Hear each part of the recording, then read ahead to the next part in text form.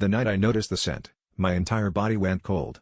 My boyfriend walked in late, shirt wrinkled, the faint trace of that expensive, powdery perfume clinging to his collar. I recognized it instantly, the same perfume my therapist wore, the one that always lingered in her office, soothing and sharp. I laughed it off at first, blaming my paranoia, but the doubt burrowed deep. The next week, I mentioned my therapist in passing, watching his face for any sign. He barely blinked, just nodded, but there was something off in his voice, a practiced casualness. That same session, my therapist asked an unusual number of questions about my relationship, probing, almost hungry for details she'd never cared about before. My skin prickled with unease. Later, when my boyfriend canceled dinner last minute, saying he was out with old friends, the image of that perfume on his shirt burned in my mind until I couldn't sleep.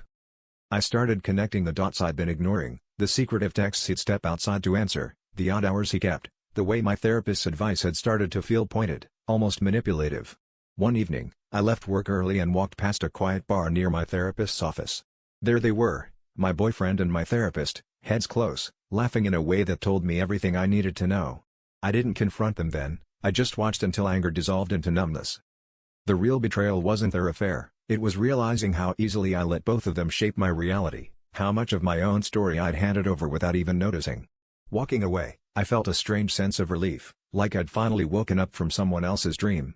Maybe the only thing more shocking than their secrets was the one I'd kept from myself. I'd known, deep down, long before the perfume, but it took losing them both to finally choose myself.